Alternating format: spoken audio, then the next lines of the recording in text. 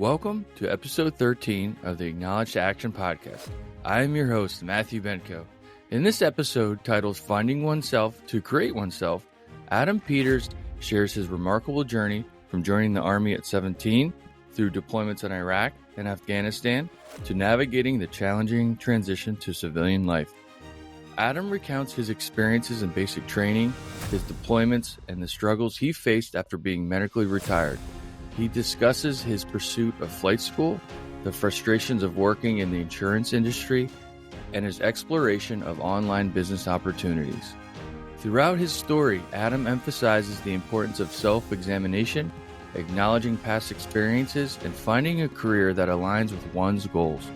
He highlights the significance of resilience, a positive mindset, and embracing failure as a learning opportunity. Join us as Adam Peters shares his inspiring story of transformation from soldier to entrepreneur and his mission to help veterans through his podcast and coaching business. Adam, man, thank you so much for being here. Welcome to the Acknowledge to Action podcast. I'm really looking forward to our conversation. Yeah, man. Thanks for having me. I'm happy to be here. I'm honored, man. Oh, man, this is good. We've connected a few times prior.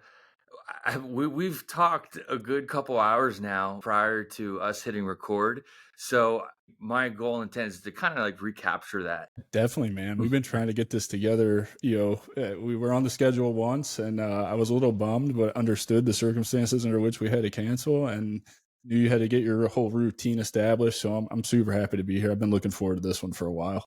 Yeah, that's great. Well, I'm looking forward to you just started a podcast, The Strategic Veteran, right? Yes, sir. Yeah. So I'm looking forward to talking about that and hearing all about that and just a lot of the great things that we met through LinkedIn a little over a month, if not 2 months ago. We've been connected. We've been staying engaged.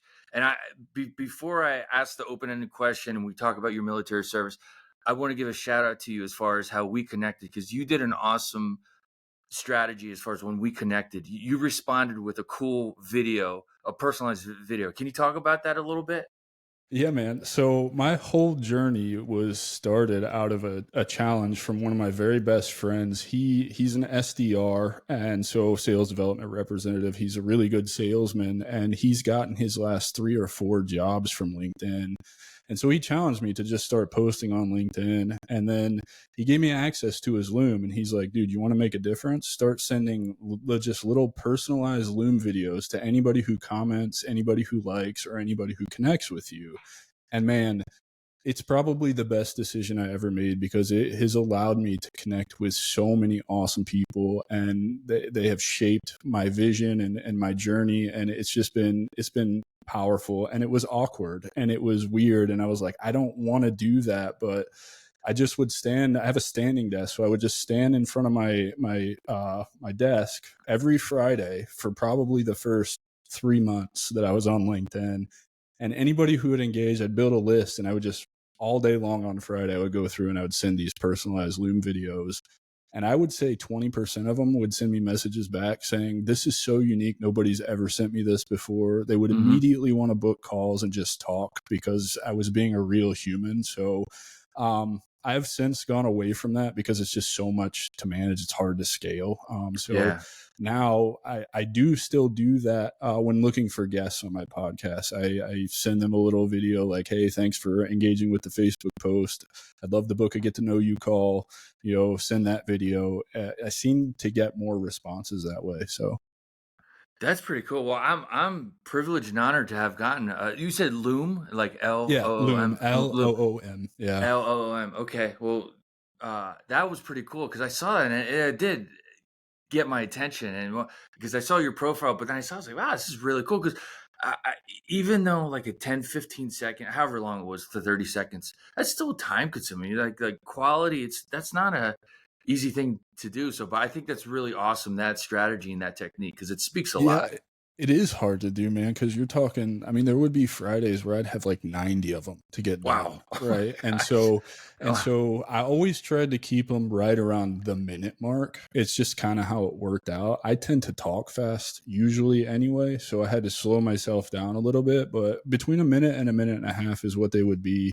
I think I actually sent yours before my profile was even updated with all the branding stuff and like actually looking like it's supposed to. So it was kind of my way of just like being like, hey, yeah, I don't have this all figured out, but I'm out here trying. You know what I mean? And like, I think that's why it works so well, is because it is unique and it shows people that you're actually making an effort to do something. You know what I mean? That you're curious, that you're wanting to learn. So shout out to Theodore McIntosh on LinkedIn. That's the guy who challenged me to do it, gave me access to it, and boy, did it pay off.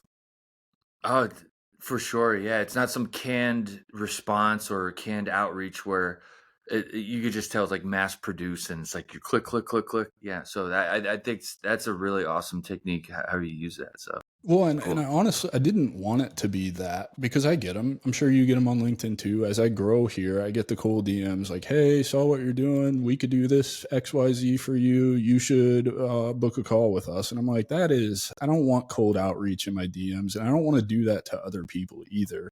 And so honestly, it really stemmed from A, the challenge, but B, just being grateful. And I'm Hmm. super grateful to connect with everybody. I'm super grateful for the people who find my content and believe in the mission of the strategic veteran. And even when I first started, I had no idea what that was going to be. I didn't even know it was going to be the strategic veteran, but just, reaching out to people and genuinely like wanting to pick their brains and learn, I think that resonates with people. I think people are hungry to share their information. I don't think it's as competitive as we like to think it is. And I think I'm walking proof of that, just because I've done it. That's how I've reached out to people, and I haven't had anybody tell me no. Most of them, either they won't respond, fine, their loss, right? Or they respond like, hey, let's jump on a call. This is really cool. I'd like to talk to you. That's awesome. And that's a perfect segue to kick off our episode here with the Acknowledge Action podcast, because the theme and the mission is to acknowledge and embrace your journey, how you got on that journey, and where you are on that journey, and where you anticipate that journey taking you, right? For sure. And what you just said just kind of like captures that very well, as far as we want our story to be, we want to tell our stories. We want our stories and our journeys to be heard, to not only help us process and accept our who we are, and the challenges that came with it, but also the rewards as well.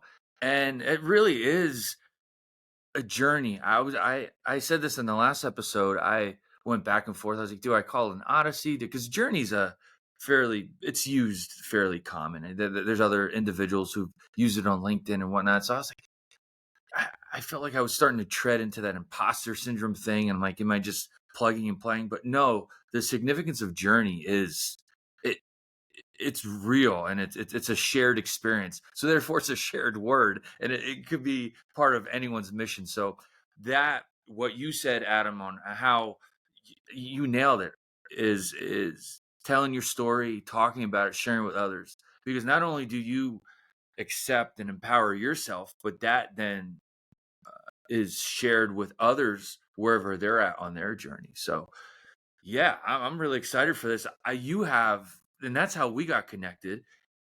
You have a really cool backstory.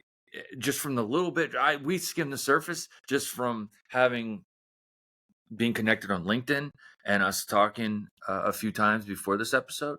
But let's start it off. Like we start with, please share your military journey, how you got into the Army, where it led you, and just kind of talk about the trials and tribulations, and the pros and cons, and the whole package deal of that Definitely. experience. So I joined the Army in 2002, believe it or not, on the delayed entry program at 17, barely 17 years old. The story behind that is I I grew up in a broken home. My parents split when I was seventh, and we didn't have any money. I grew up in rural Indiana, in the farm towns of Poseyville, Indiana, a little tiny small town. The closest big city is Evansville, and pretty quickly I knew that there was nothing there for me. I didn't want to work on the farms. I didn't want to go to college and be a high school teacher or whatever. I knew I wanted out. I knew the world was a big place, and at the time, I was mad at my dad because he had disappeared, lied to me, told me he was going on a work trip, when in reality he was going to Florida, where I now live, to have a relationship with a woman he had met online while he was married to my stepmother at the time. So kind of blew up my whole world my junior year, and I was just done, man. So I went to the recruiting office. I was like, what do I got to do to get in the Army? I had a buddy in high school. His name's Alex Burkle. He had gone to basic training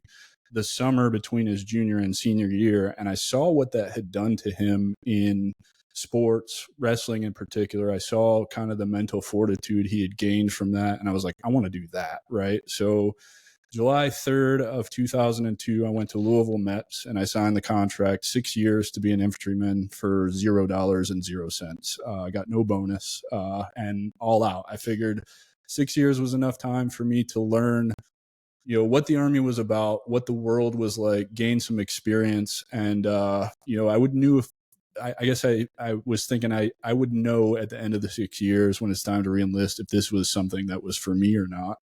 So I signed the contract against my mom's wishes. She was super mad. I had to call her to get my birth certificate. And I was like, look, you can either send me the birth certificate and sign the paperwork, or in 6 months when I turn 18, I'm going to do this anyway. So she signed it. Funny story, I didn't get to go to basic training between junior and senior year because I missed the day. If I would have gone on the 2nd, I would have been able to ship. But because I went on the 3rd and then the 4th is a holiday with 4-day, we all know that. Yeah. I didn't get to ship. So I spent a year in the delayed entry program, and it was, I don't know, it was kind of a joke. It didn't teach me a whole lot. I mean, it was kind of cool because I got to learn the phonetic alphabet. I got to learn how to, military time, march a little bit of, the positions of parade, rest, attention, and all that. But it was really just kind of an extension of playing sports with, your high school buddies, because that's really all we did in the delayed entry program. And I think anybody who was in it back then probably would agree. It wasn't really like anything special. It wasn't like super structured, you're saying. Like, it wasn't like this like mini boot camp or, Yeah, not at all. More often than not, I would get a phone call at the house while I was at school or something, because cell phones, not everybody had them back then, right? Like, not everybody was walking around with a cell phone in their pocket, so you couldn't just get a text. And more often than not, I would show up thinking we had it, and there'd be a note on the recruiter's office like, hey, delayed entry training or whatever has been canceled today. So, that's kind of how that went. And so it was like an after school program is like, you it was, I want to say it was later at night, and I would have to drive into town to do it to where the recruiting office was. There was a park right across the street, and that's kind of, it was a big park. There's baseball diamonds, football fields, right? And then a bunch of walking trails, and we would do whatever we were going to do over there. Usually it turned into like team building stuff, I think. More or less. Dude, it's been 20 years, so I don't really remember what that was like. So fast forward, I graduated high school, and I shipped to basic training less than a month later. And I'm barely 18 years old when this happens. So get to basic training, 30th AG, Fort Benning. Thought that was the rude awakening. That was kind of a joke compared to when you actually, go down range to your unit. Echo 258.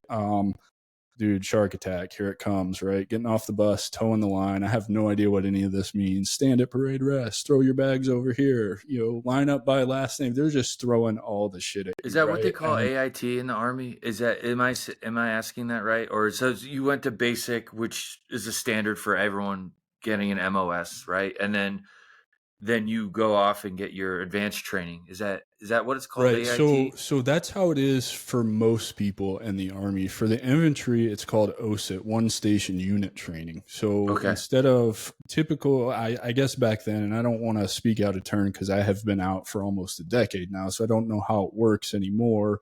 But everybody else typically goes to a 9-week basic training, and then they go to AIT, wherever that may be, based on their MOS. So like medics go to Sam Houston, and they're there for a long time getting their training. The infantry guys, we just go to Fort Benning for 16 straight weeks. And that's Okay. basically your whole entire training pipeline. And then you go to your unit, and then they'll send you to schools or whatever based on your unit from there. Based off the mission profile of that. Yeah, whatever unit you're going to, whatever they need, blah, blah, blah. Like if you're going to the 82nd, you're going to airborne school immediately. Like it's not an option because that's the 82nd, right? Yeah. I didn't go to airborne school because I went to a mechanized unit. Funny story about that is I joined as an 11 X-ray airborne ranger. So I had a RIP contract to go, assess for the ranger battalion.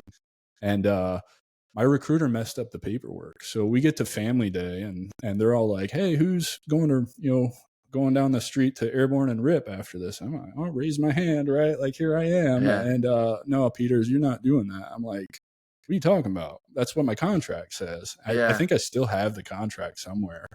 And so I didn't really have a duty station. And Drill Sergeant Holly was my senior drill sergeant. I'll never forget him. He's an awesome dude. After we're ready to graduate, that is. And he basically told me I had one of two choices. I could sit around and stay as permanent party, and basically they'll the next RIP cycle or whatever that they run, I'll go to that. So I would be basically kind of just a little, I don't know, slave is not the right word, but I would have been a private for these drill sergeants for whatever their next class was. You mean at the basic training level or the boot camp level? Yeah. Oh, it would have been, yeah. So, knowing what I had just been through for 16 weeks, I was like, what's option 2? And he's like, well, I have a good buddy that runs some things at Fort Stewart, which is really close to 1st Battalion. And so you can go there, you spend 90 days there, then you can try and get back to RIP or whatever. And I was like, let's do that because I don't want to be here anymore, right? Because I'm thinking this is going to be, a smoke fest all the time. They're just going to use me and abuse me. And, hindsight's 2020. I should have stayed. I should have stayed as permanent party because I would have, they would have given me the opportunity to go to airborne school, air assault school, maybe even ranger school before I even, left there. But you just don't know what you don't know when you're coming up in the Army. And all I knew was I did not want to be a private around a bunch of staff sergeants and E7s, sergeant first classes, and just be the only guy there that's going to do any work. Right. Yeah, I was just like, let's just go to my first unit. Yeah. So when you say ranger school and RIP, like is RIP Ranger Indoctrination Program? Is that? Yeah, it's the Ranger Indoctrination Program. It's the process that you have to go through, and I'll probably get this wrong, but I think at the time E4 and below go through RIP, and then E5 and above, so non-commissioned officers and officers go through ROPE, and I don't really know what the difference is. I don't even know if it's still the same. I see, because I've heard that a few times. I mean, I've never experienced that being an Air Force guy, but you hear it like RIP and ROPE, and so you kind of, I've heard that, but that seems to be the pipeline to the Ranger. Yeah, it's the only way. It's an assessment program, and they're just trying to break you. How tough is your mind? Can you handle the physical abuse all day, every day for, I think it's 3 weeks. I don't remember. It's been a long time. I heard you get smoked there. Yeah, yeah, that's it. That's all it is. Yeah. And you don't sleep, and you're probably not eating a whole bunch. And then the difference between that and Ranger school is actually a school where you go to get your tab. You become Ranger qualified. So that's the big difference. Like, you're not truly a Ranger unless you serve in a Ranger battalion and you get the scroll or whatever. Just having a tab makes you Ranger qualified. I see. It means you went to the Ranger school, and it's like, from what my understanding, it's like a leadership, like a combat leadership course. It is. So if you're a combat engineer and you got the Ranger tab, it means, all right, I got this advanced level training for. I would hope if you're an engineer, you went to sapper school, because that is their version of Ranger school. I see. It's really hard. So, but I did meet an engineer in my career that had both. He had a sapper tab and a Ranger tab. So the dude's just extra hua, if you will. I think that's pretty cool. Like the Air Force doesn't have like those as many supplemental schools, because our mission and profile is totally different. It's I'm not going to sit here and say, oh, it'd be great if Air Force would. But what I'm saying is, like, my experience over the years, like, there's all sorts of really cool, like air assault school, airborne schools, opportunity to get a Ranger tab, and then what was the other one you just said? Combat engine, Sapper sapper, tabs. Yeah, sapper. that's not a tab that you can actually display. What they'll do is usually they'll tuck it under like the Velcro pocket. Back when we wore ACUs, I don't know how it works now, but they would tuck it underneath on the Velcro side of the pocket because it's just not one of those things that was authorized to wear. I see. Yeah. So I think yeah, it's pretty cool. That's so okay. I just wanted to get for my own curiosity as I'm hearing all this. Yeah. And it's funny that you talk about, the Air Force doesn't have all these schools. I had a very different view on all these schools. They were what I had to do, right? Like you weren't going to make E7 as an infantryman if you didn't have, at least airborne and air assault and a Ranger tab, right? Back when I was coming up. And you were almost guaranteed to go to Korea for a year-long rotation on a hardship tour as an infantryman. And so it was kind of funny because when I came in, all of that started changing because, I got to Fort Stewart, to 1st Brigade, which I think has since reflagged, 2-7 Infantry, on October 10th, 2003. That was my report date. Those guys had only been home from the invasion for 2 weeks.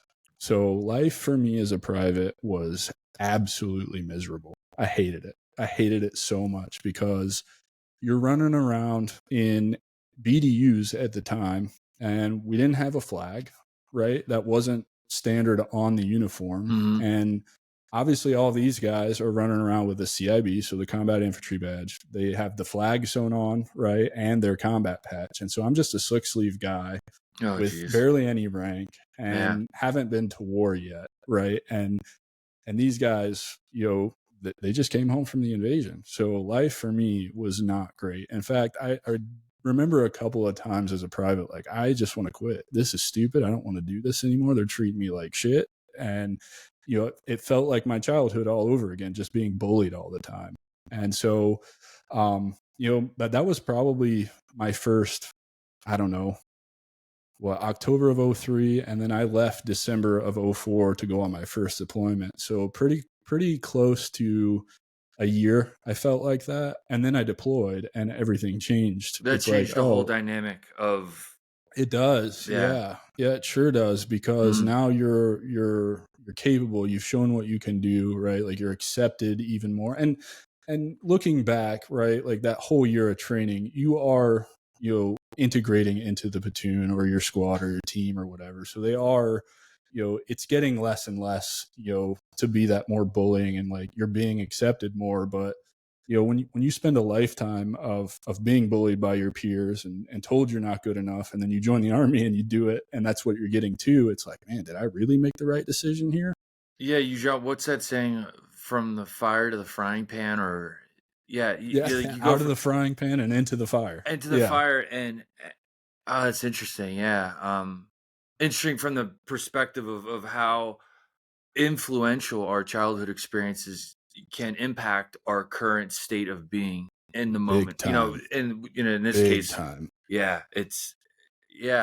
that's a big part about the acknowledge process too. Like you already mentioned it, like in hindsight, you look back on things and inventory, and that's, as we get older and more mature and more emotionally in tune with ourselves, it's easy to inventory that. Well, but when you're an 18-year-old and 19, it's like, whoa, like you could barely see the forest through the trees. Yeah, you have no idea. And I think to expand on your point there, like it becomes easier to acknowledge those things because we start really paying attention to those things as we recognize that's the only way to really get better and live a life that's worth living, right? Looking back, taking inventory of those things and understanding, the experiences shape who we are and our views of the world. So we should question those, right? Like we should really take a long, hard look at those and understand, okay, I am this way because of what I went through, but am I really this way? Is this really who I am? Yeah, and I, as you're saying this, so I know, especially LinkedIn world and just quotes. We love quotes. That they help us put things into context. They motivate us in so many things. But what you just said, Socrates had a quote, and I know Plato did all his writing from a philosophical. Socrates was just that, orator. Is that the word? He just was He was the dude, and he Yeah, just he would had the golden speak. tongue. He had the go. Yeah, he would just speak knowledge, and he said, "An unexamined life is not worth living." Now, that doesn't mean death or anything like that, but it just means you have to challenge yourself to examine yourself, question who am I? What is the life that I want to live? And that we have to challenge ourselves. That challenge has to come from within, Mhm. and then our experiences kind of cultivate that and direct us in ways that help us acknowledge certain things about ourselves, or help us acknowledge how we need to adapt and adjust and identify that course of action. So I share that, and I say that with you, Adam, because what you're saying, that's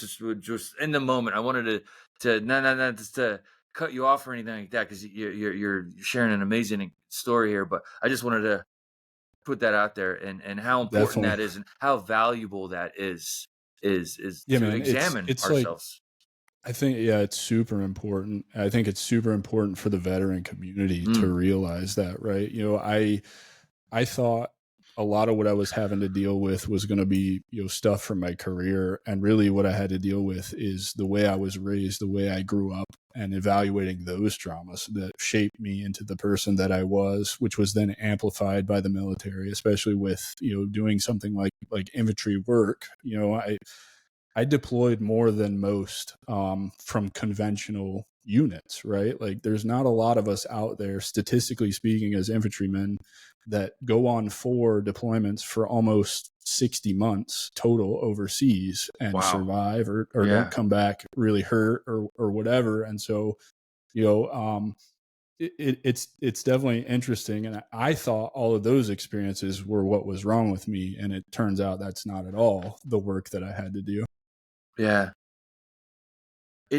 So are you talking, when you say the work you had to do, to talk about that a little bit? You mean with transitioning from the Yeah, military man. to civilian? So really, yeah. So I guess back to my career. So I did that first deployment to Iraq. We actually drove. I remember Ali Al Salim, Kuwait, when it was just a desert with a bunch of tents set up, and Mm, walking a mile to the chow hall and a mile back just to get to our tent, where we're just really just sitting there waiting for the word. About 2 weeks of that, and then we drive over the border all the way up to Tikrit and Mosul, Iraq. So, obviously you get in some stuff along the way, and it's like a real eye opener to, okay, yeah, this is what life is going to be like for me in the army. And so went through that deployment, lost a lot of people, saw a lot of things, right? Like the typical war story stuff. At the time in 2005, Tikrit was VBIED heaven. It was relatively new, and so that's a lot of what we were doing was just taking care of the city and weeding out the IED makers, which I think was pretty much the story for most conventional forces in Iraq the entire war, right? We were finding IED makers, we were doing KLEs, engaging key leaders, trying to build rapport, and then we were finding weapons caches and trying to eliminate that stuff. And so nothing happened to me super particular on that deployment. I mean, a lot of close calls. We could talk about all that all day. In fact, I don't really like to talk about the war mm, stories. I don't think that's what's important. So come home in January of 2006. I think it was around the 10th.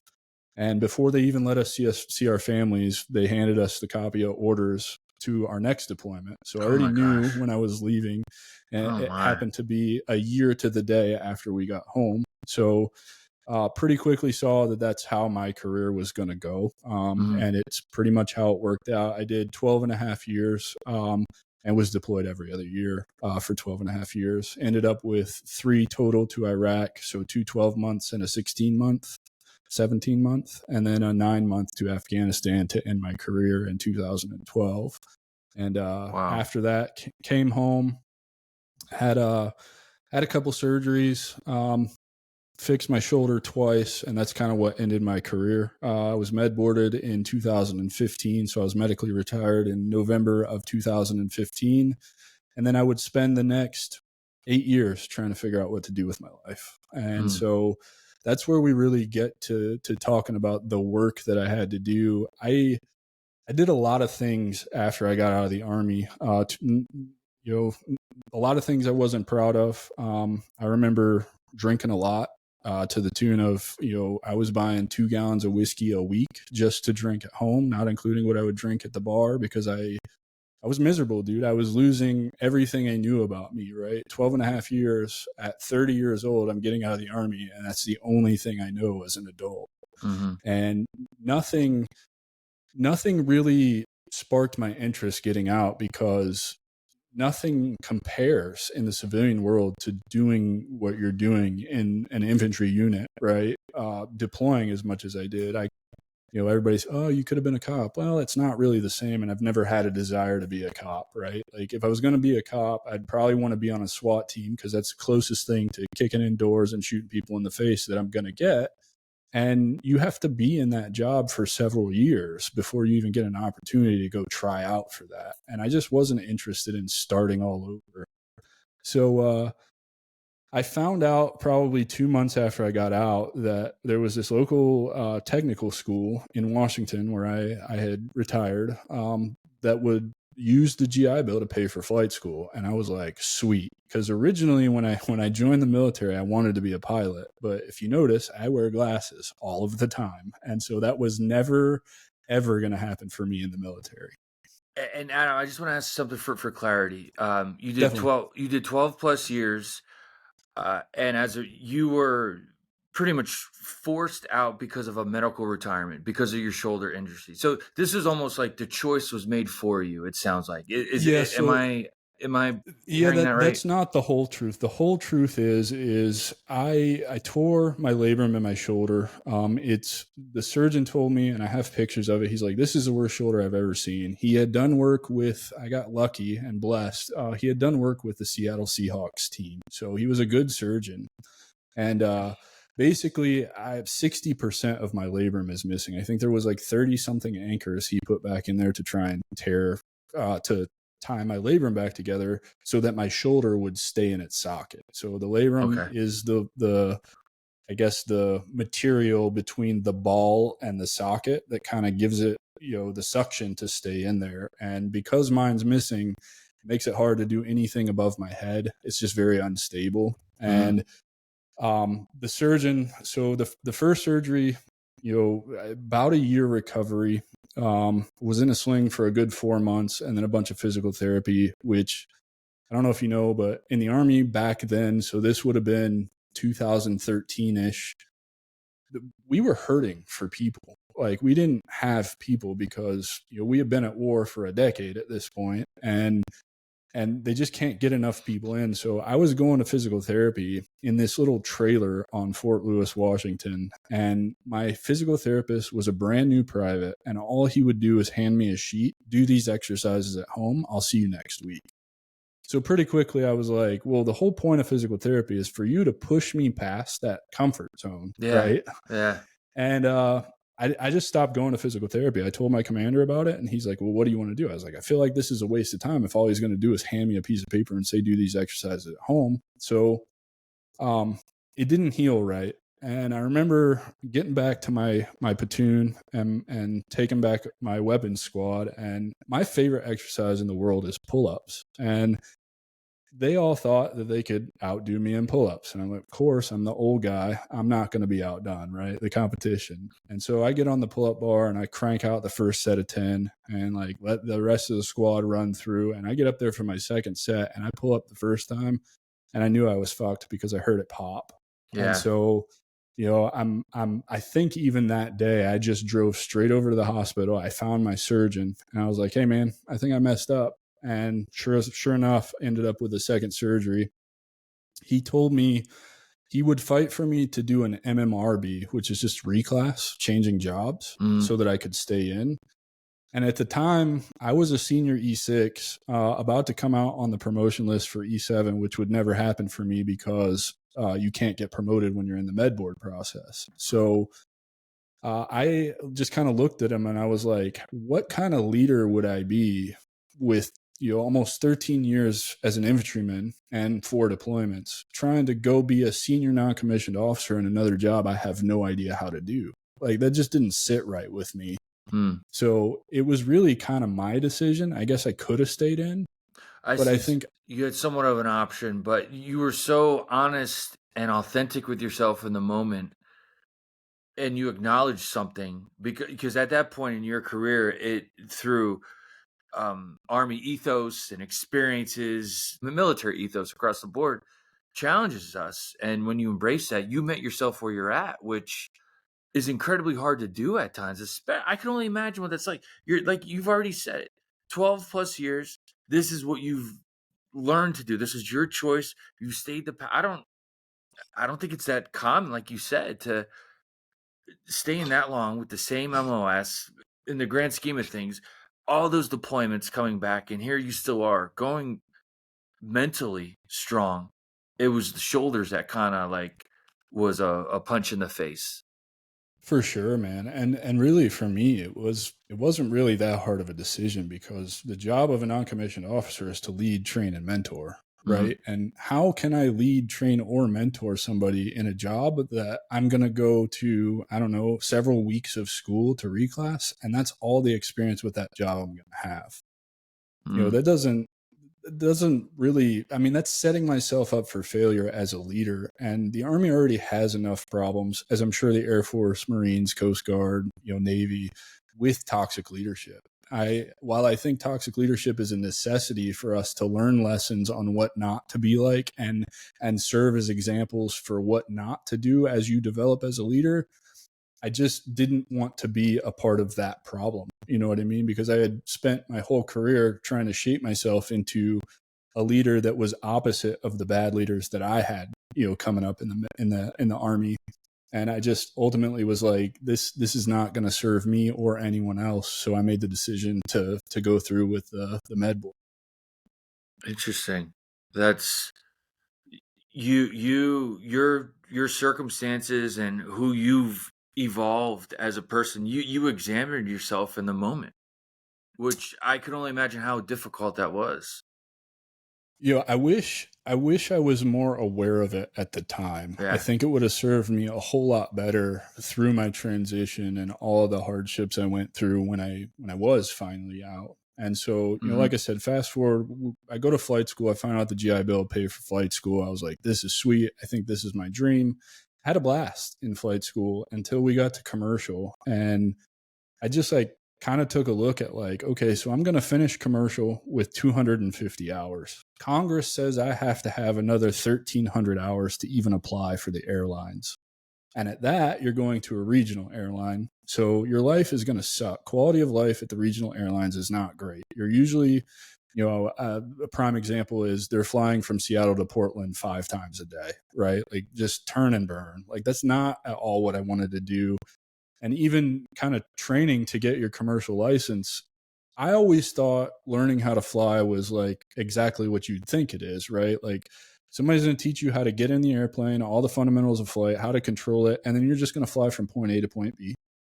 And you're going to fly from point B to point C and then probably pack to point A, which I was like, this is awesome, right? Like this is really cool. Not a lot of people can say that they can do this.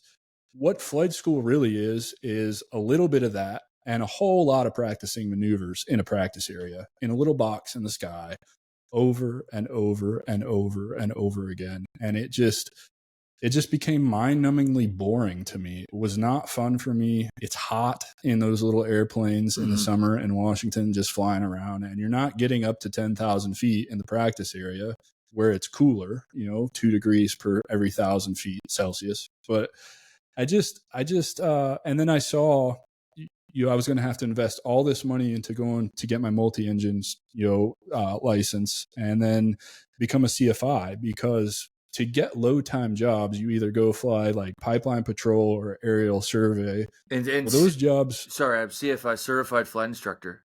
Right? Yeah, that's okay. it. Yeah, teaching people how to fly. And so the way you get jobs is you become a CFI or you find they call them low time jobs. And most low time anywhere won't hire you until you have 500 hours for insurance purposes. So I still have to come up with another $250 an hour, or 250 hours at $170 an hour. Right. Wow. That's a pretty big investment.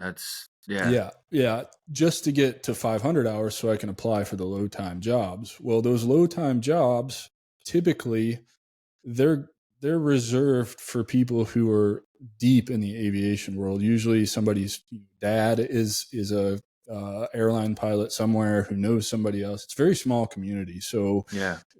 not really hiring based on, qualifications, but Merit and yeah. yeah. And, I get it, right? Like it's just the nature of the industry. So, the only route for me was to become a flight instructor, and that's a lot more money. It's a lot more training, and it's hard training. It's the hardest training I've ever been through for flight school, and I think arguably a lot of pilots will tell you it's the hardest training you will go through in your flight training. And what I didn't like about that is now I'm going to be stuck in an airplane doing those same boring maneuvers back to back to back to back all day long with students for about 18 months to get the hours I need to go to the airlines. And so it just ended up, between costing me a lot of money, between working on my bachelor's degree because, I've got the resources to get that done for free. And, I'm listening to what society says, go to school, get a degree, get a career. Didn't, so I'm trying to do all the right things, if you will. And, flying just kind of fell by the wayside. And then, part of the program I went through when I was, ran out of GI Bill was voc rehab. And if you're 100% disabled and medically retired, I think that's how it works, then you qualify for vocational rehabilitation through the VA, where basically they paid for me to get my bachelor's degree beyond what I had already started. So they just paid to finish it out. And part of the program that they have, so mind you, I guess it's important to understand, I was managing a gun store while I was, going through college for money. And so I was really good at that. In fact, so good that the owner stopped showing up pretty much at all. And I just ran the entire thing, from paying the employees to ordering to making sure, inventory straight, like everything. I did it all. I was running the business for him, and he was just gone. And so I was like, I'm really good at this. I kind of like this. Like this is fun for me. And so I started to really. So when you say this, like running a business, entrepreneurship, okay. Yeah, entrepreneurship. This is when it really started to kind of sink in for me. Like how do I do this? And voc rehab, they pay you a little extra money after you graduate. I think it's for like 60 days or 90 days while you're looking for a career.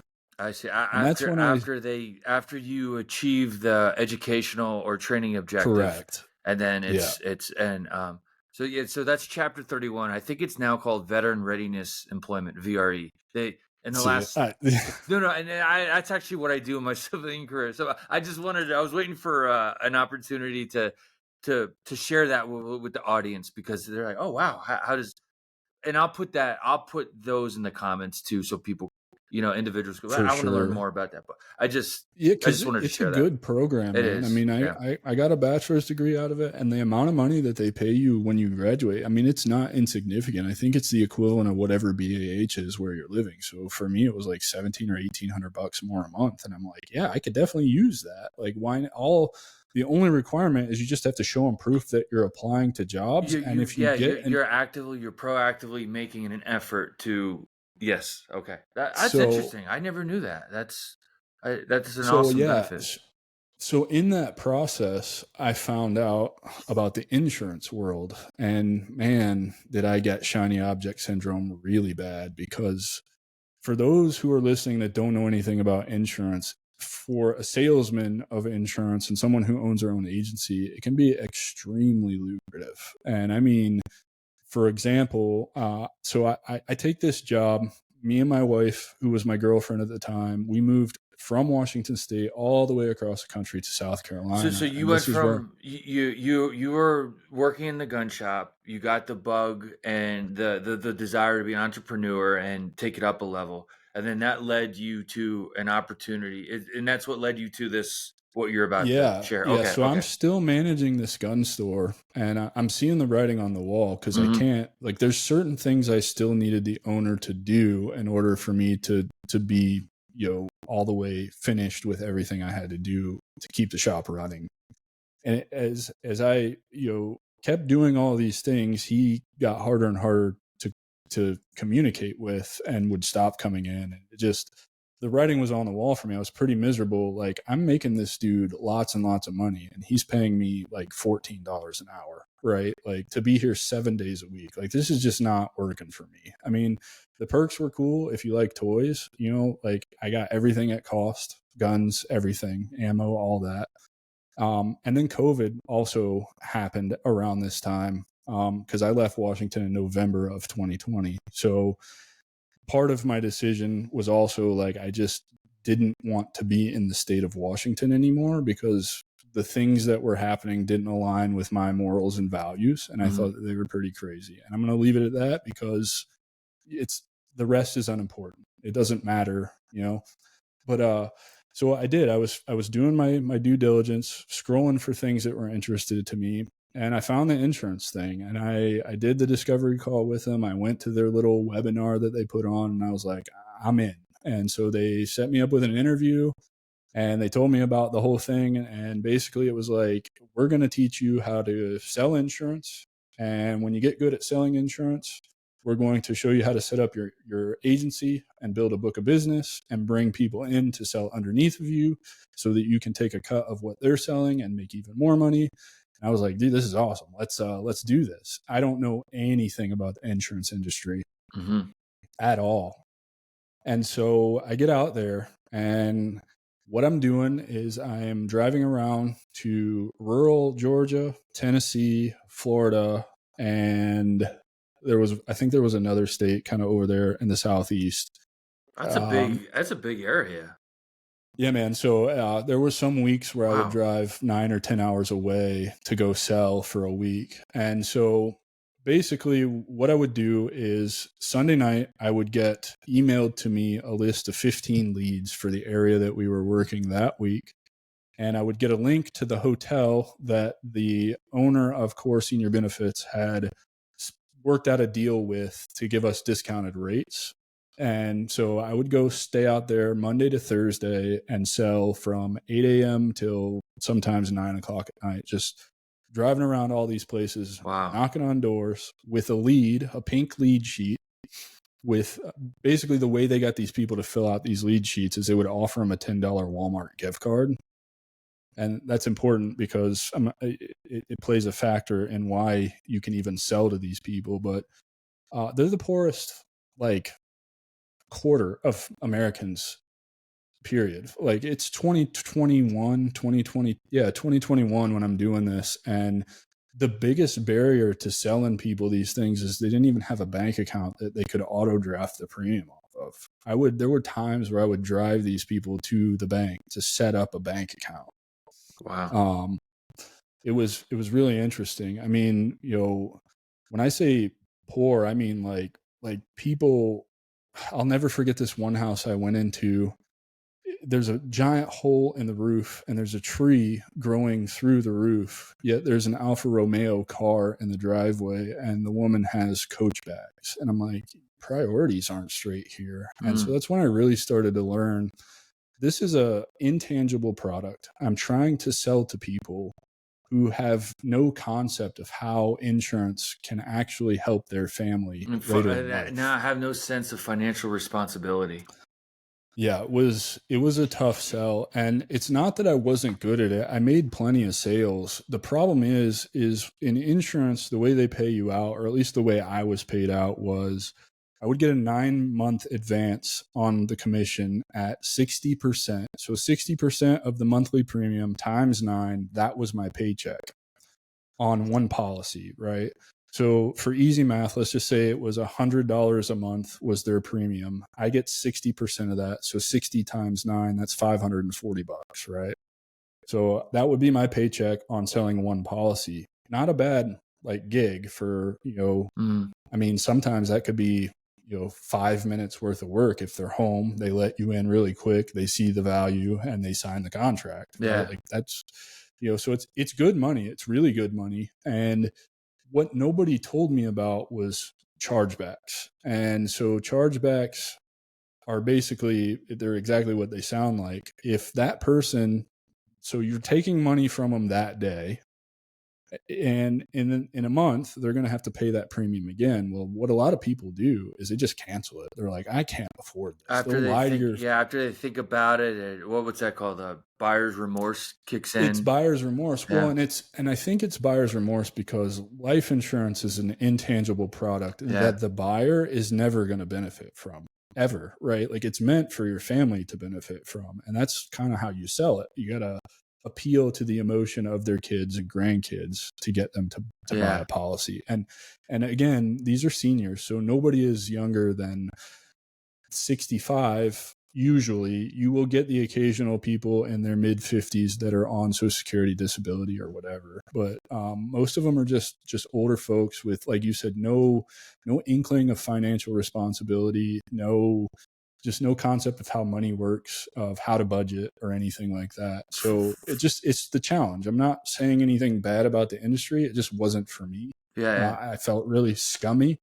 And to me, it was like, okay, essentially I'm making all this money, but I can't spend any of it for 9 months. That's really what it seems like to me. You had to put it in escrow or something like that. Like, right, exactly. Yeah. And so that's kind of my first introduction to this concept that I'm so against. I call them YouTube gurus, the guys that tell you can make $10,000 a month in the next 60 days. I just follow my... Right. So yes, selling final expense insurance, knocking doors, can be very lucrative. It's at a minimum going to take a year, because the way insurance works is if you can get somebody to stay on your books for 1 year, then you start getting renewals, right? Which is just residual income that gets paid to you every month after that. So if somebody bought that $100 policy from me and I get 60% of it, when they renew, I'm going to get $60 a month from them for as long as they keep the policy after a year. Now, you quickly put 1,000 people on your book of business at $60 a pop or whatever, probably more usually, because these people are older and not healthy, which affects their premiums. You can do the math on that. That's 60 grand coming into your bank account every month. Wow. Oh my gosh. So I could see how that would, I could see how. It takes time, right? So the allure of it, the shiny object syndrome, and not understanding how you set this up and how you set the systems in place to get all of this, right? Another thing that was never taught to me was follow-up, right? So a lot of those chargebacks I could have prevented if I would have just called the customer.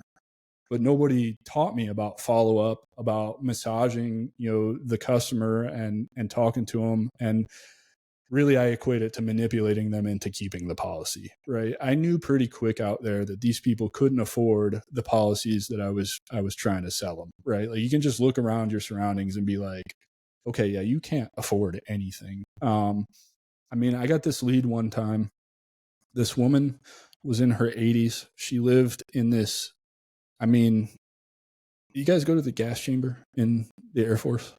When I went through it, I didn't. Well, have you ever seen the building that it is? It's just like a cinder block building with a roof on it. Cinder, yep. So imagine that. That's what this woman lives in. It's probably maybe 400 square feet big. She's got one of those old rotary dial black and white TVs. She's watching MASH.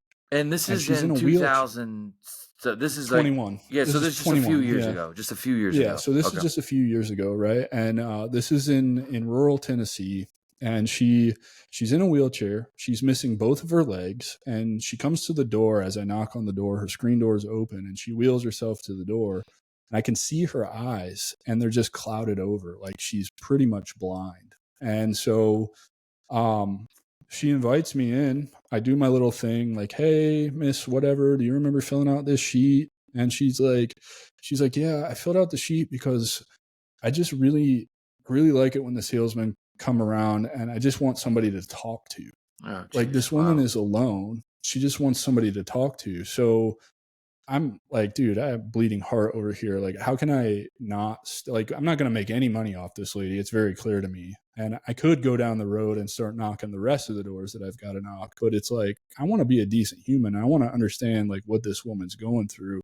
So I sat there for the rest of my day with this woman. We watched MASH. I lit her cigarettes for her. Wow. And I listened to her tell me about how hard her life is in her mid 80s, about how her kids come once a month to take her check from her, leave her with one bag of groceries, and she doesn't see him again for another month. Dude, she can't take care of herself because she's got no legs and she's blind in a wheelchair. And, so it was just one of those things where it's like, I can't keep doing this. Like, I'm not going to keep selling this product to this community, right? Like, it just didn't sit well with me. But I did learn a lot, man. I learned about follow-up. I learned how to sell. I learned, about, the inner workings of how a business is supposed to work, right? Okay. And I think for me, that experience would have been better had somebody taught me more about how that stuff works, and I might have stayed in that industry longer.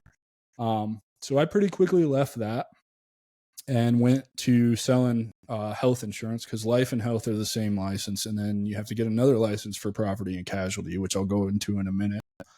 I was basically going broke because of the chargebacks. You had to pay for your hotel room unless you sold a certain amount of premium, and then the company would pay for your hotel.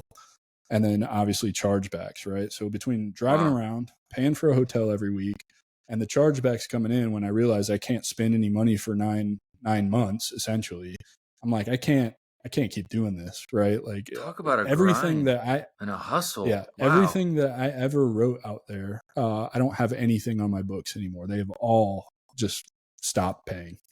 So you're right. It's a big grind. So I left that, and I found this gig working for Arrington National. I don't even know if they're still a company, selling health insurance from home. And then they were getting ready to stand up their life insurance side of things, and they were going to give me an opportunity to sell that as well. And that was pretty great. Health insurance is pretty straightforward. Either they need a policy or they don't, and you get paid on it. And even if they cancel it, you don't get charged back. I was like, this is really cool. It's just not as lucrative as life insurance. And so I did that for a month or so, and it was good. It was great. I was making sales. I was building rapport with customers, kind of massaging them, right? 14 touch points and all that good stuff when you're selling. And all of a sudden, for 10 days, they turned off my leads. I just wasn't getting leads. There was no money. And they're like, yeah, we're changing lead systems. Bear with us. I was like, dude, I can't, I need to make money. I can't do this. 10 days is forever. You know what I mean? Yeah. Like, that's a long time. And so, and I was the guy working 7 days a week. I was pulling leads every day, making, that job, I was making like 250 or 300 phone calls a day. Wow. Just grinding, man. That's what sales is. For anybody who's listening to this that wants a career in sales, be prepared. It's a grind. You're 100 no's to get one yes. Period. End of story. Yeah. Wow. So talk about resilience and durability and so many other things you could. It wasn't hard for me though, man. It's just like, okay, well, this is the mission and this is how you accomplish the mission. You just dial the phone, and it's not hard when you're doing it on a computer. It's one mouse click. You load up your entire lead list, and it just spins through those numbers until somebody connects. So it's really not. It's not like I'm dialing 100 or 200 individual numbers. I did do that later on, not quite as many because obviously there's a time commitment. But so anyway, long story short, I left Arrington National. I got fed up on about day 8, and I printed my resume off, and I drove to all the local big box insurance companies, State Farms, Allstates, Progressives, Farmers. There was a couple other ones. I went to anyone I could find in Columbia, South Carolina, and surrounding areas, like ones that I was comfortable commuting from where I live to every day. And I just walked in there with my resume, and I would ask whoever was at the front desk, like, hey, is the agency owner in here? I'm looking to get into the property and casualty insurance industry. I'm currently doing this. It's not fulfilling, and they turned my leads off. And most agency owners met with me that day. They would do an interview. I'd hand them my resume. I'd shake their hand, and I'd go on to the next one. I ended up with 4 job offers that day and chose to go work with an Allstate agency based off some promises that were made to me about, teaching me how to run an insurance business, trying to prepare me to someday own my own insurance agency, like an Allstate or a State Farm. And so I was like, okay, this is really great. And that situation was really unique because Cian was the owner and Jason had just bought it from her when I walked in that day. And so Cian is still, like, as part of the sale, she's advising and assisting for a year, right? While Jason gets his wits about him and learns the industry and how to run the agency and massage the book. And so Cian was great to me. Jason, I thought was going to be great to me, but turns out that's not how it worked. Jason, I think, bought the agency just to be a business owner, just to say he was a business owner. So I got that job at that Allstate agency and it was great. Like, they paid for me to get licensed in property and casualty. So like the first 4 weeks I was there was just learning the business, going through all of Allstate's onboarding, and then studying for the property and casualty exam, which if anybody's listening to this and you get into the insurance industry, don't freak out. Those tests are weird. It's not at all how the industry is when you get in. It's just like a check the box kind of thing. Mm-hmm. So do the rote memory thing, memorize the answers to the questions on the practice test, go in there and get your 80% or whatever it is you need to pass, and then learn inside of the agency and in real life hands-on experience. That's the best way. But so I was there a month, get licensed, let's sell, right? So I'm hungry because I've got experience in selling insurance, and I can see pretty quick that Jason is trying to figure this out. And I'm like, hey man, like, these are my ideas. We should implement this, and this. He had like 1,000 leads already in his lead tool at the Allstate agency that nobody had called. I went through and I called every single one of those, cleaned that up. And I just needed him to bring in new leads. And I had some ideas on where to get leads and how to generate leads. And he just wouldn't take action on any of it. But that shouldn't have surprised me because he wouldn't answer the phone when people would call. So the book would call, a customer would call and want to talk to him. And you just like look through his little office window and be like, hey, phone's for you. And he'd be like, nah, I'm not doing that. I don't want to talk to any customer. Well, if you know anything about an insurance business, the owner of the company, the actual office there, they have to be involved with that book. They have to take those phone calls. Yeah. And they have to talk to that. Right. And that wasn't happening. And so this was 2022. I was there from May of 2022 until November of 2022. In fact, the weekend before Thanksgiving. And I just realized, like, I'm done doing this. I'm done working for other people. I'm done having these ideas of things, I think can work, but not really like given any kind of legs to try them out. And I think my ideas weren't off. You know what I mean? Like, I learned the craft and I was just trying to do what we do, right? Like, there's a mission. You want me to sell a bunch more. I need you to facilitate that by giving me the things I'm asking for in order to do that, right? And that wasn't happening. So I had finally gotten to a point in the agency in September and October where I was just crushing it. It's like a sale every day. And so I had like gotten into this next tier of property and casualty commissions, and it was going to be a pretty big check. And then I was also helping do some of the life insurance stuff on the side for like bonus money inside of the agency. And it came time to get that commission check and it never came. And I asked Jason about it and it never came. And I was like, all right, well, you're going to go the entire week before Thanksgiving and be gone out of the office. Our other sales guy is going to be gone. So it's just me in the office. So I tendered my letter of resignation. And the day he left to go on his little week-long vacation is the day I resigned. And I haven't worked a real 9 to 5 since, and probably won't ever. At that point, decided I was going to figure out how to make it on my own. And I didn't know what that looked like.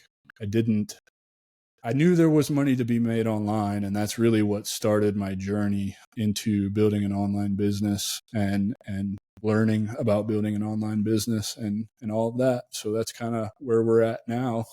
Wow. So yeah, I'm inventorying everything you just said Yeah, you over the seem last. captivated over there. I I don't think am. my story is that interesting, but it's my No, story. it is a So, great. It's a like so. If you're watching on YouTube, you could see it. If you're listening, go to YouTube and, and watch it.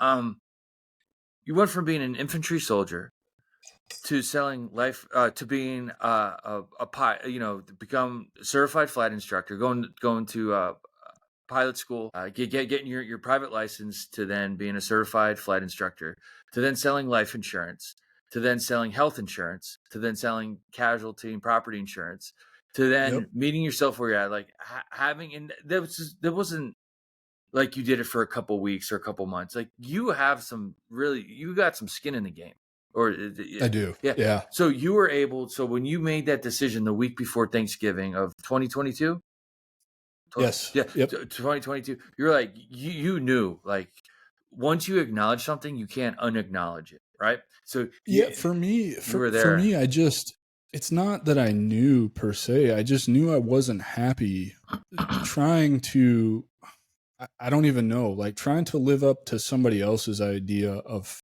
how things should be done. Like I Mhm. thought I had really good and relevant ideas, and I only I'm humble, so I don't want to say like I know that they were great ideas, but of the ones that he implemented, I could see the differences that they were making across the office, Yeah, right? Like that for it's okay to me be and the other sales confident. guy Yeah, here. there's a difference between being like arrogant and confident. But you were a professional at that point. You had enough experience to know, like, hey, there's some value in what I'm doing is to make the organization and the team better. And then Right. egos got in the way, and all these nuances that come with dysfunctional dynamics in So an yeah, so organization. I just knew I was done not having my ideas and opinions acknowledged really or even valued, and I Yeah. kind of suspected I wasn't ever going to get that in corporate America, right? I just kind of felt that way, just given, and sorry, the really ridiculous part is that gun store I managed, the guy is a medically retired Green Beret. So like, I kind of felt like he should have like at least like tried to educate me instead of just like Like almost exploit abusing. you. You, Yeah, you know what I mean? exploited you Like, and used you, and yeah, that sucks, man. Like cuz you're putting your heart and soul into something. You're on a journey that's so profound and significant. You're trying to discover yourself and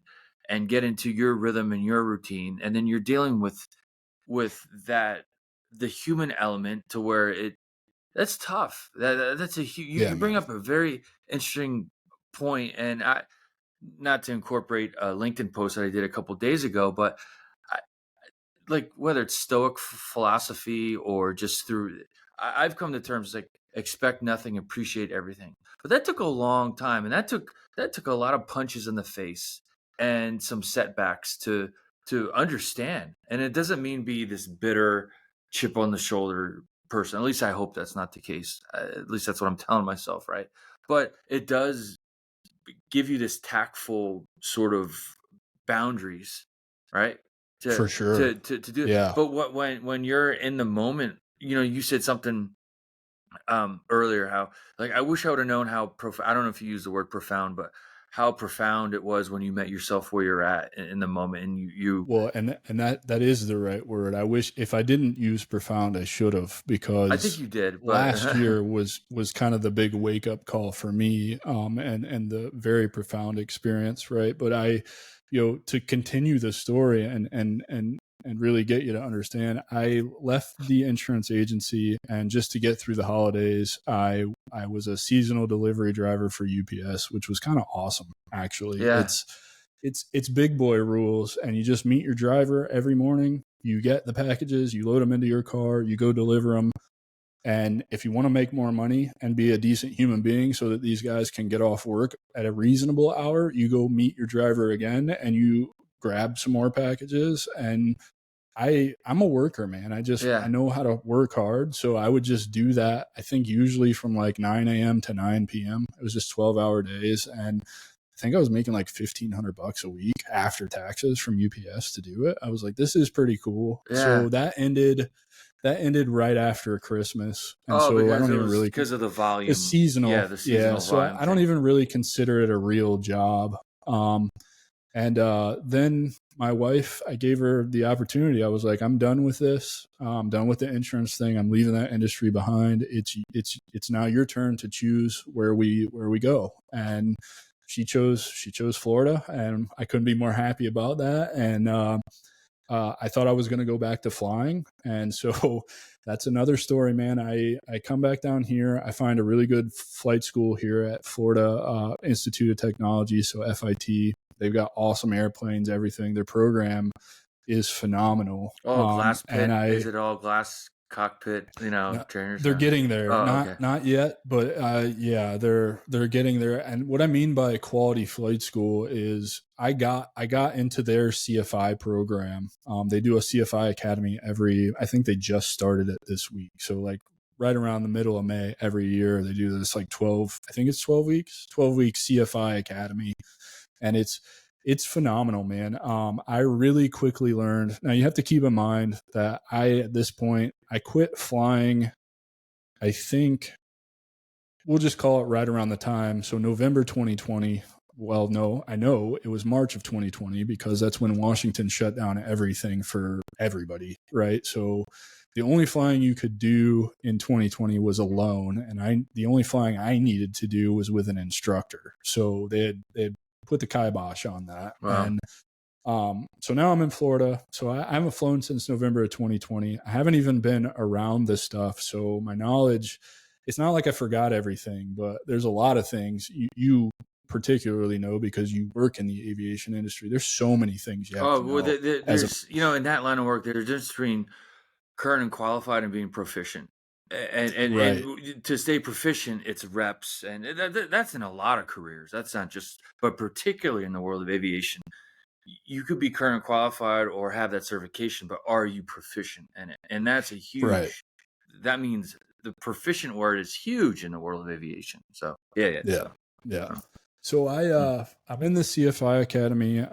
The first week is pretty chill. It's introductions. It's admin bullshit. It's just whatever, Yeah. right? And then the second week starts, and boy, I was like, I might be a little out of my depth. Like I have a commercial license. I passed my check ride with the FAA, so that's legit. But I feel like I don't know anything because it's a pilot factory at FIT. They just go into so much more depth than the small technical flight school I went to. It was amazing to see the difference in how much they teach versus, what I was taught. And so now I'm playing catch up. Not only have I been out of the industry for a year and a half or whatever it was, I've never flown a low wing aircraft. So now I'm going to have to learn a new airplane, right? On top of not having been in an airplane for a year and a half.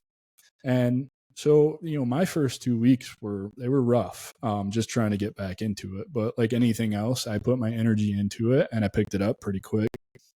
And so I get through stage one, and the program is separated into two stages. You do stage one, and then you get signed off by the head of the flight school to move into stage two, which is basically just check ride prep. You're just getting ready to spend $1,500 with an instructor and like 9 or 10 hours of your life to get this license, right? And just basically you're going to teach them everything from Pilot's Handbook of Aeronautical Knowledge. There's a whole list of things in the ACS that you have to teach, and you have to demonstrate instructional knowledge of it. It's so much book work, and I hated that about it because so much of flying is not book work. I mean, so much of it is book work, but a lot of it is performance. And so I get through stage one, and when I was living in Washington, I had a crackhead break into my house, and they stole my flight bag, which had my logbook in it from when I finished commercial. So now I have to go back to the FAA to get all of my numbers from when I took my last check ride. And they're like, oh, that could take up to 6 months for us to mail it to you. I was like, you can't put 300 kilobytes of data on a website so that I can download it right now? Yeah. I just need these numbers. This conversation so that I can is going to take longer than the actual follow through of. And the funny thing is my numbers from my private pilot check ride, they were available to download online. but my commercial one is the one that I needed. So basically I'm dead in the water with the CFI thing. So I knew I had to do something. I found this gig, a little 1099 gig, testing lawnmower equipment. And that actually turned out to be one of the best jobs I've ever had. I was making $1,000 a week from 7 a.m. to 5 p.m. to just go sit on a lawnmower in a sod farm, listen to books and podcasts, and be with my thoughts. And I did that until I tore my bicep tendon at the end of 2022 in December. Oh, And you're saying so because you were cutting grass, you had the ability to.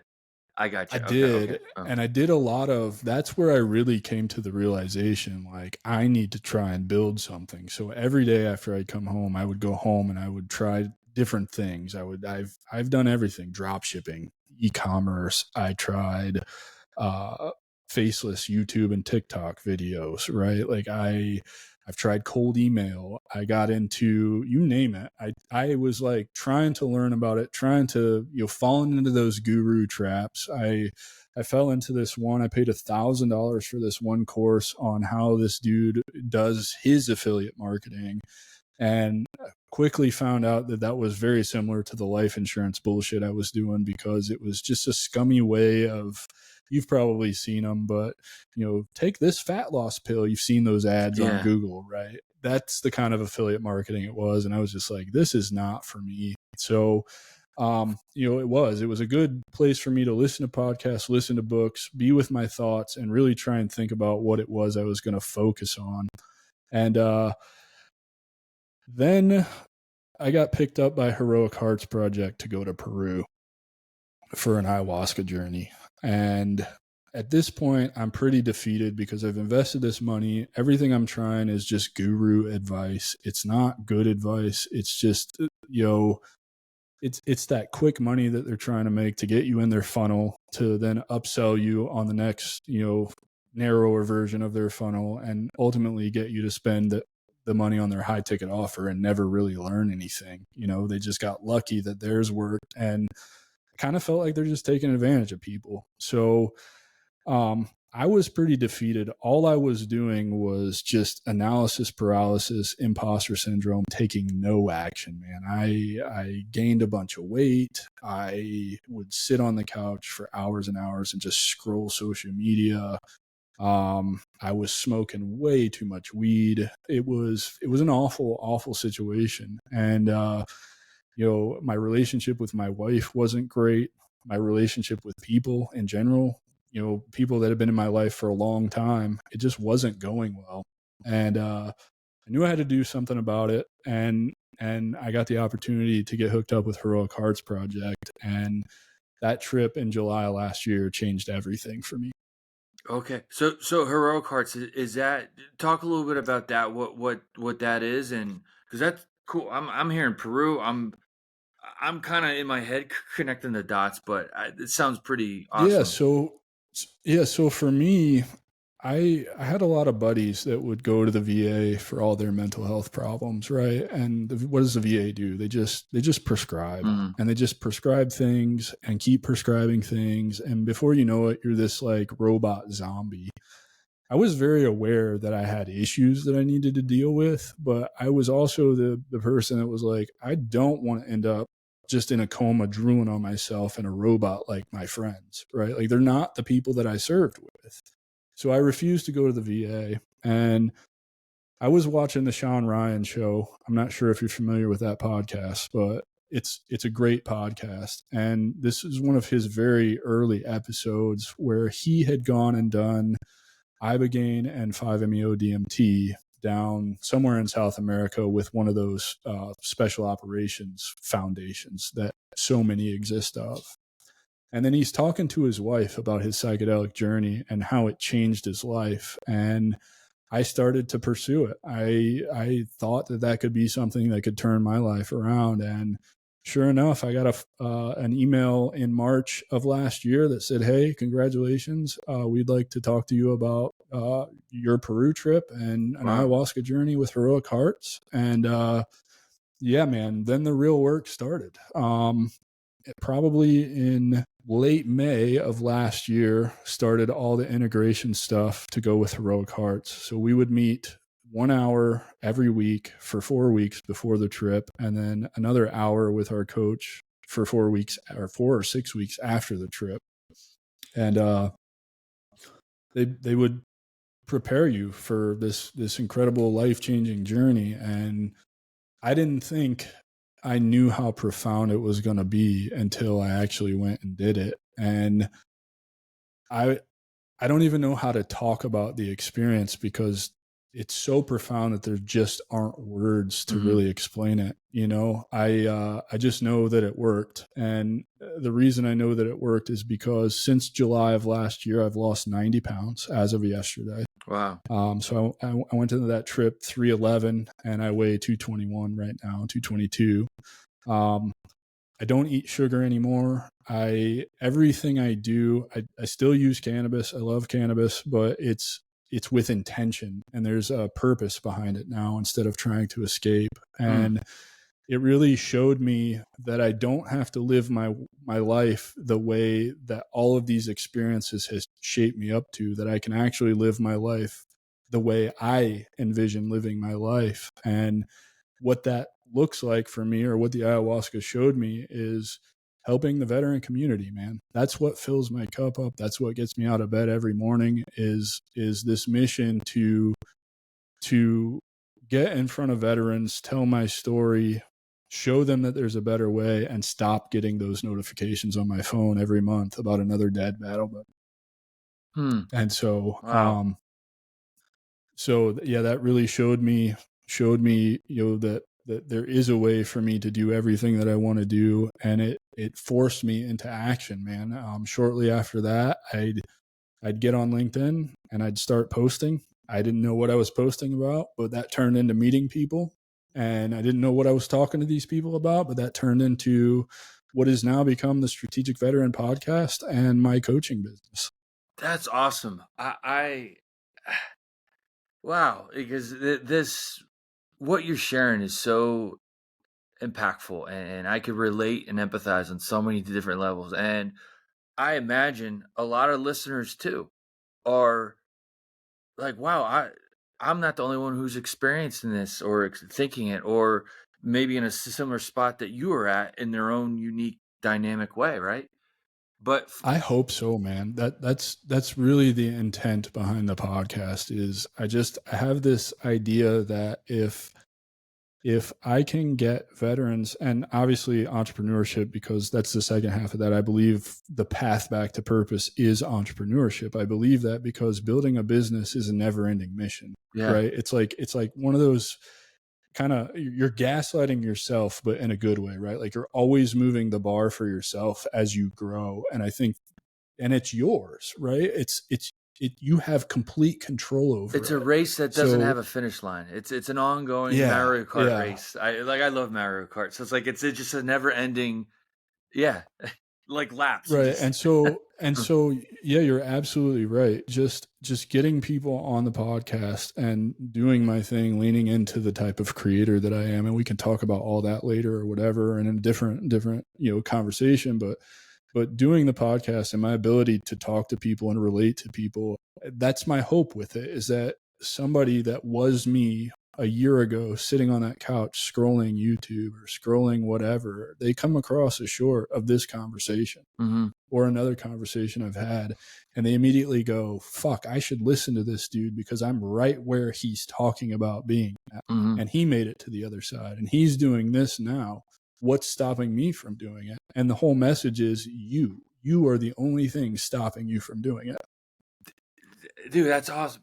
That's so, I'd say spot on. I spot on almost kind of like sounds like you're packaging it and it has to be this way, but it's spot on in the respect that the journey, and you know that saying, the grass is greener on the other side. That's, I mean, there's different takes on that, but what I embrace, quote, I said, the grass is greener where you water it, where you cultivate it, where you and it sounds like your story, Adam. That's where you I'm gonna try this. I'm going to try this. And for the right reasons. You were on the path of discovery, of identifying yourself, and arguably, instead of discovering yourself, you were creating yourself.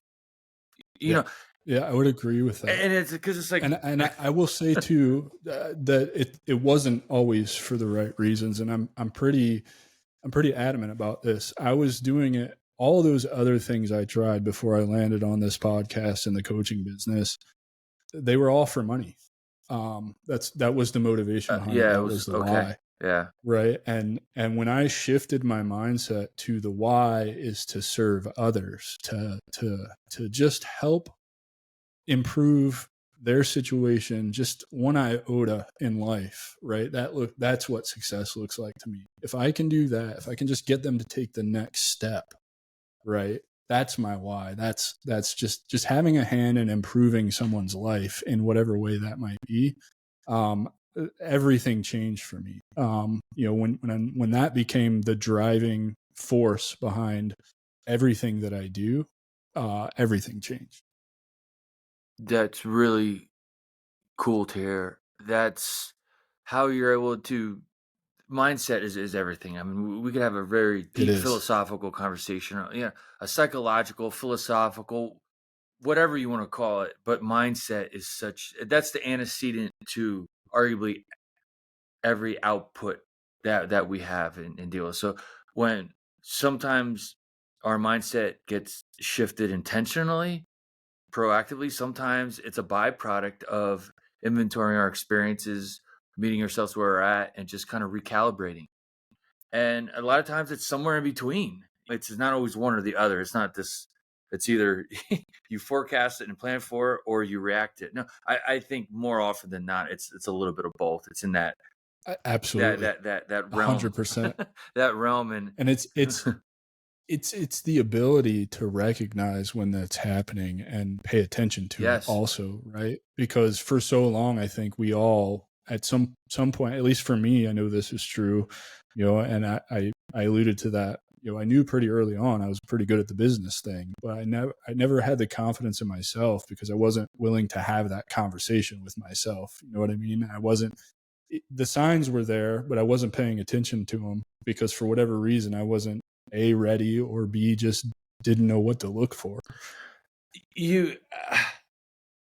So I'll say this, because what you just kind of, I don't want to say summarize, but you just kind of, let's say, summarized your experience. Because one of my, like, towards the tail end of our episodes, I always ask guests, what advice do you have to give regarding the power of acknowledge to action? And what you just said in the last couple of minutes absolutely hits every mark on that. Because the acknowledge to action process is acknowledge, accept, process, plan, action. That's kind of that was my kind of motivation for doing this, is the significance and the power of acknowledge.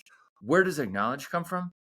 Well, it came from my Air Force operational experience as a career enlisted aviator. The most powerful and important word we have in our operational checklist is acknowledge.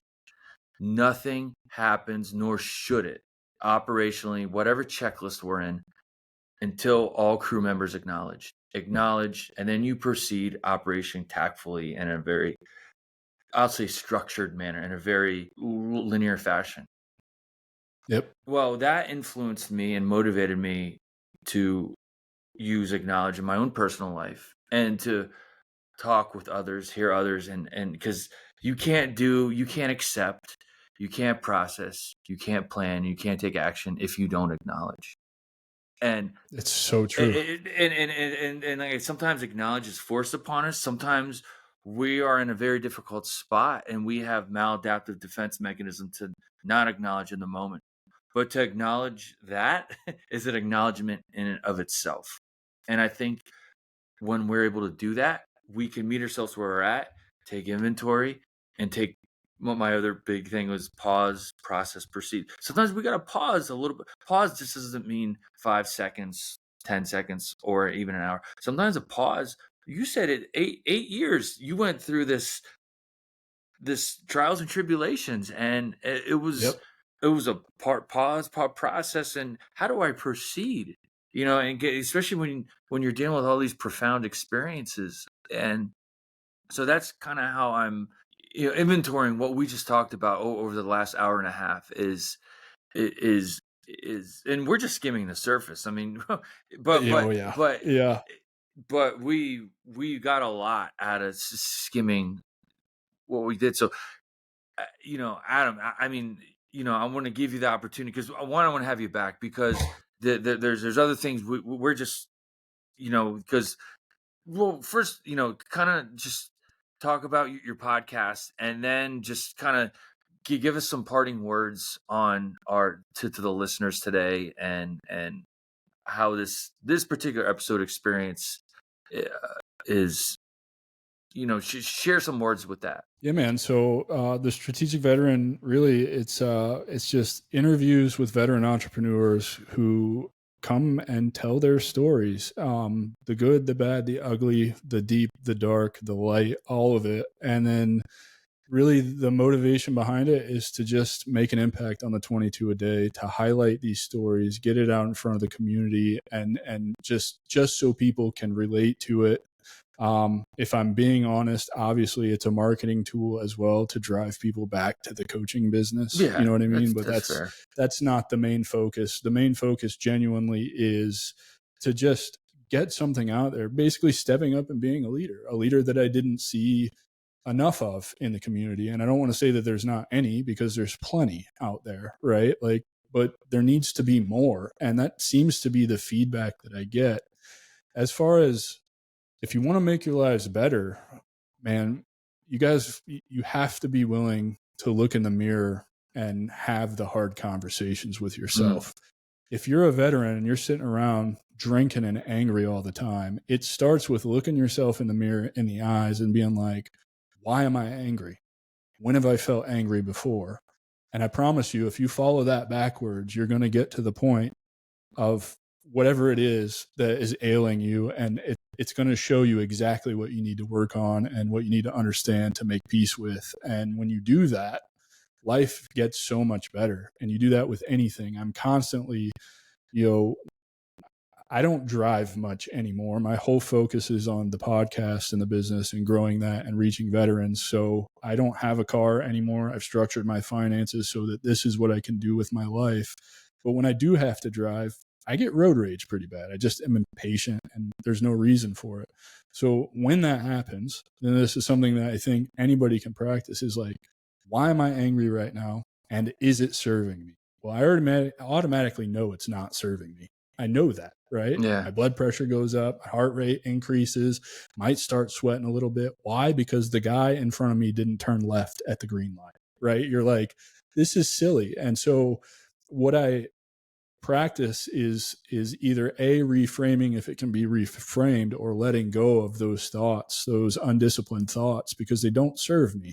And why let something like that ruin my whole day? Because before, the ayahuasca trip and before I did all this hard work on myself, and I will say ayahuasca is a cheat code. It shows you the top of the mountain and what work you have to do to get there, but it doesn't do the work for you. You still have to do the work. Yeah, you still have to do the work. Yeah. You still have to explore all of those things that it showed you. And so, just even though I had a cheat code, I still put in the work, and I do see a benefit. I love your acronym MEPS, right? Oh yeah, mental, emotional, physical, spiritual, and social. Those 5 things, those are the categories in your life that you need to work on, and you need to do serious work on those things. I'll be 39 this week. I'm probably in better shape than I've ever been in, to include my time in the Army. Mm-hmm. I have a spiritual relationship with God, whatever that looks like to you, whereas that's been a point of contention my entire life, and definitely benefit from that. My social life, man, the whole reason I started a podcast is because I had a mentor tell me I needed to lean into what I'm good at. I'm good at connecting with people and talking to people. Yeah. I enjoy it. And so, like, let's just turn this into the whole thing, right? Like, And because of that, now I just get to be happy every day. Every day I look for, I got up at 5 a.m. getting ready to do this with you this morning because I'm so excited. Like I wanted to prepare. I wanted to be ready. I didn't want to be just rolling out of bed at 8:45. You know what I mean? Like I wanted to get my exercise done. I wanted to get my coffee gone before we started this because I enjoy this and I know how important this can be when it gets put out to your audience and when you release it and I share it with my audience. And, this is fun, man. This is a blast. And every single veteran can do something like that in entrepreneurship. Whatever skill you have, you can turn it into a business. I spoke to a woman. She wants to be, she wants to use her master resiliency training to reach children of military families. I think that's what she wants to do. And it's like, yeah, that's a business. You can turn that into a business. It's a coaching business. And you just coach these families and these children on how to be more resilient with the skill that you attained while you were in the You Army. put tools in their toolbox. And you help them how to use those tools. And yeah, that's awesome what you're doing. So I really think the best advice I can give them is stop standing in your own way. You are your own worst enemy when it comes to what is possible in your life. The one thing that the gurus get right is, yes, you can make $10,000, $20,000, $30,000 a month from running your own business. And it's going to be a lot of work. It's going to be hard, but it is possible. And the minute that you're a naysayer and you believe that can't happen, it's never going to happen for you. Interesting. So stop believing that and believe in yourself. Believe in what you're capable of because you're so much more capable than you even know. You're your biggest or most significant enemy, but you're also your biggest, most significant champion too. You could either champion yourself or you could hinder yourself. And to trivialize it a little bit, the choice is yours, and I think when you acknowledge that in the moment and take inventory of that and accept that, I mean, you couldn't have put it better. That advice you just gave is absolutely in line with the acknowledge, accept, process, plan, action. And that's not, there's nothing profound to that. That's not, that takes from, cognitive processing therapy. So many great minds who've studied this for years. It's just, hey, this is my experience with it. And this is how I apply it. This is how I remember it. This is how I retain it. And I just want to share it. And that's kind of, I wouldn't call myself an entrepreneur just yet, but it's my side hustle. It's my social side hustle to connect, stay connected, and engage. And if somebody feels a little more empowered by a conversation, great. Then it's just one person. We get so caught up in metrics. I would encourage you to. It's not a side hustle, man. It's a business. Yeah. It's a business. Yeah. Right. Like stop the side hustle thing. Right. Like even if you already have an established side, I was talking to my cousin the other day. I'd like to get him on my show. And he's very well off. He's done well with his life, but he was telling me his side hustle made him $70,000 last year. And I'm like, that's not a side hustle. Mike, that's an actual business. Yeah, that's more money than most people make in their careers in a year. Right. Yeah. Like, I don't like when people don't give them, because even the side hustle takes the same amount of work and skill and determination and discipline as if you were just doing it full time. Right. Like, and that's my point. If you come and you want coaching or mentorship from me, the first thing I'm going to do is get your mindset right. Like, you do have time to go to work 9 to 5 and come home and work on your business. You just don't want to. We have the same 24. Those who do that have the same 24 hours you do. It's how you choose to utilize them, apply them, and make the most value out of those 24 hours. And consistency is so key. Just be consistent with yourself. Show up daily with yourself. Give yourself those pep talks and give yourself some grace too. It doesn't have to be like if you miss the mark or you're off, well, that shows you're trying. Not taking a shot. I know the Wayne Gretzky thing gets used a lot, but you miss 100% of the shots you don't take. Of course. Well, but Yeah. I think to add to that though, right? Like everybody's afraid. Well, what if it doesn't work out? What if I fail? Guess what? You should be excited to fail. You know why? Because the lessons you need to learn are in those failures, and you can't learn them any other way. The only way to learn them is to try that thing and fail at it. I failed a bunch, man. I'm open about it. I started on LinkedIn. I didn't want to write. I don't like writing. I'm not bad at it, but it's just not my thing. That's why I have a podcast, Yeah. right? I like to talk, right? But I started on LinkedIn. AI was writing my posts. Everybody told me not to do it, and I thought, I'm a hard head, right? I'm going to learn the hard way. I want to see if I can get this to work.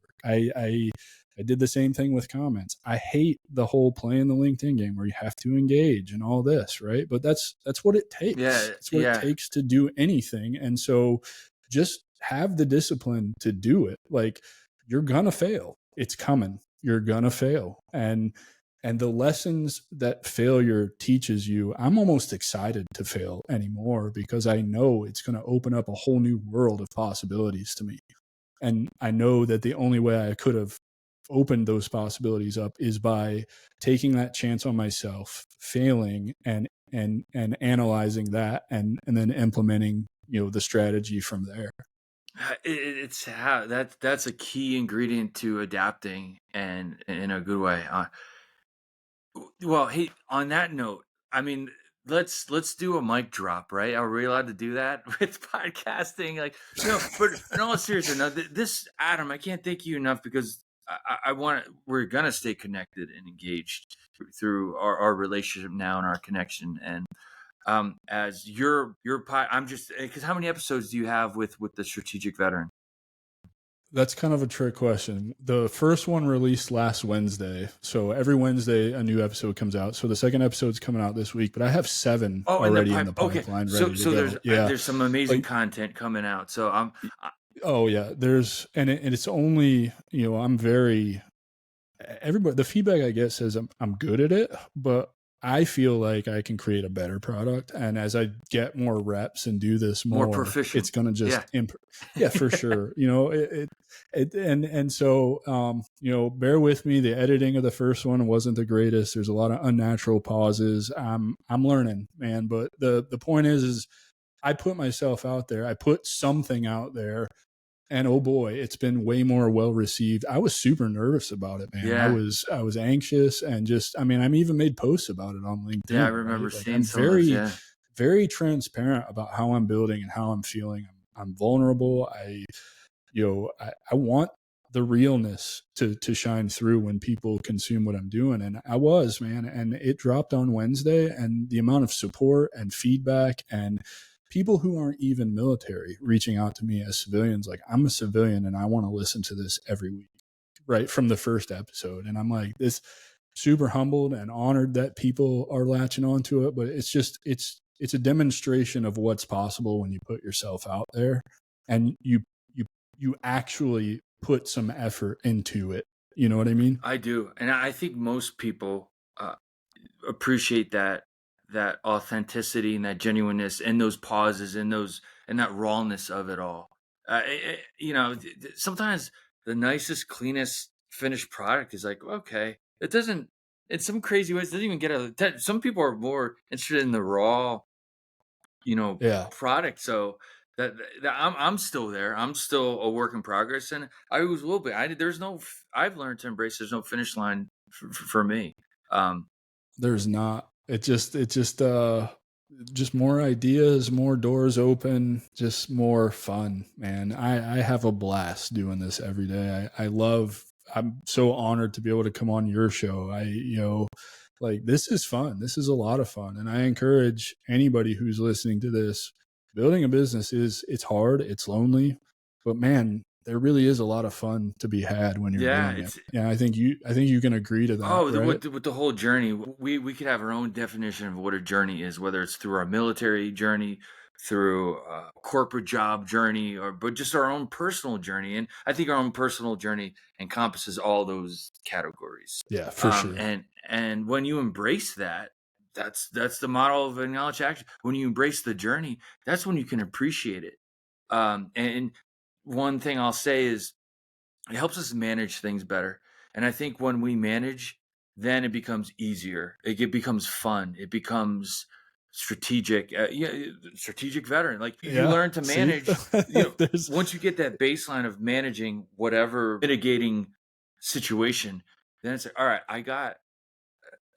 I mean, it's logistics 101. It's tactic 101. You got to get a summary. You got to get a handle on it for you to become strategic about it and manage it, and then it becomes fun. Then you could that's when the fun begins. Yeah, and then there's days where it's not so Yeah. fun Oh yeah. because you Yeah. have It's no clue what you're doing, and I call them higher level problems, right? Like when you level up, you get like this whole new set of problems, and you just don't know. So yeah. so it's frustrating trying to figure it out, and then you eventually figure it out, and you're ready for the next set of higher level problems, and it becomes fun. And so it's like this.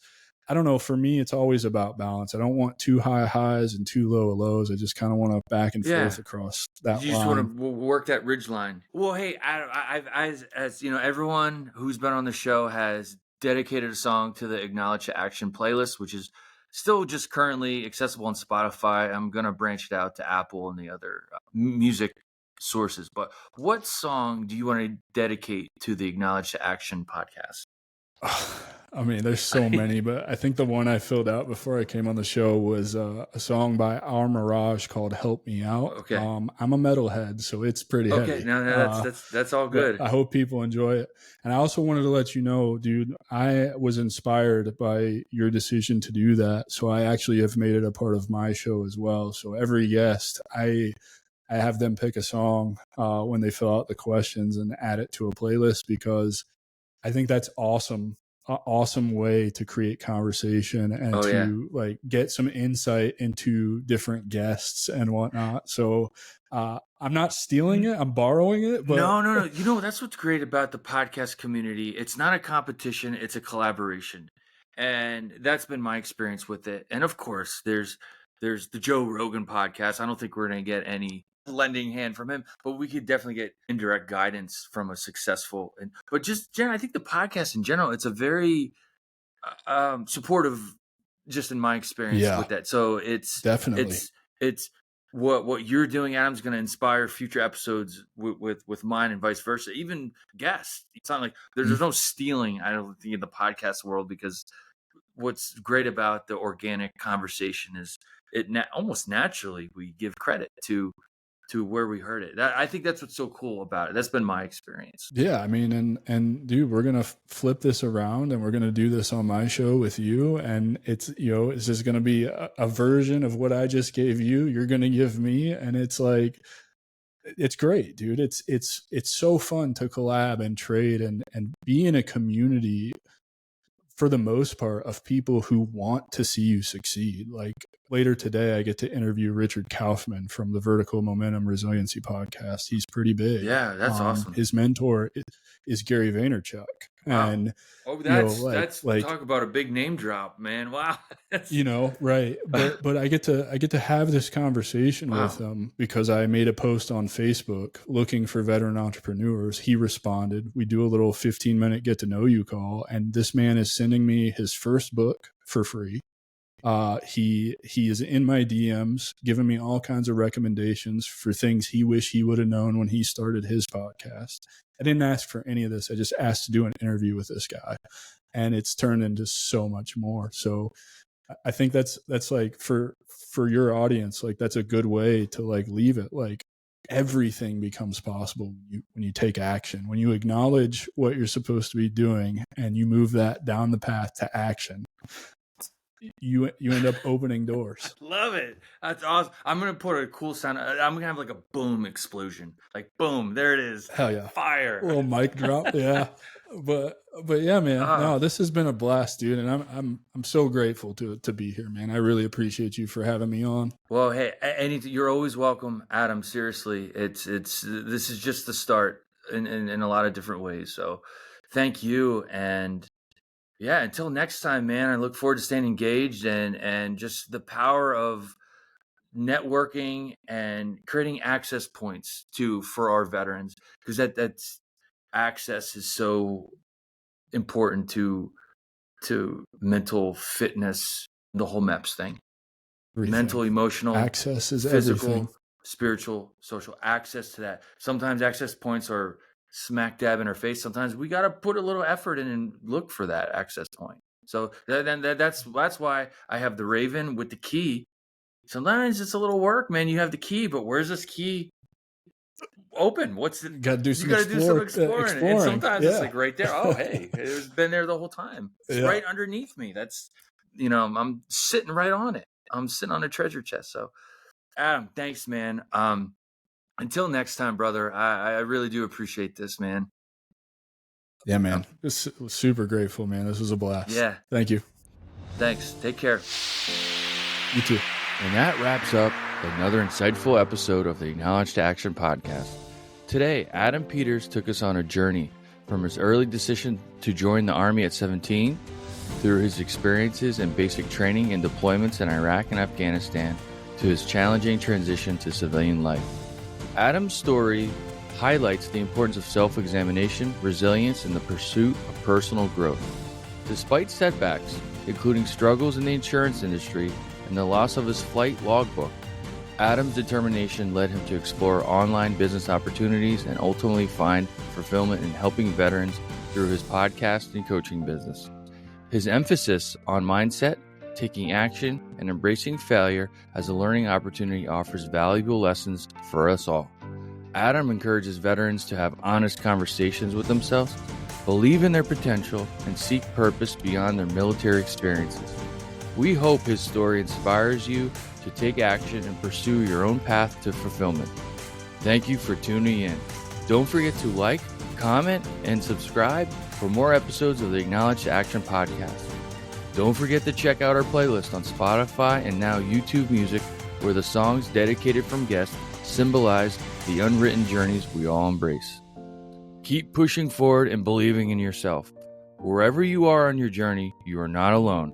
Until next time, this is Finding Oneself to Create Oneself on the Acknowledge to Action podcast.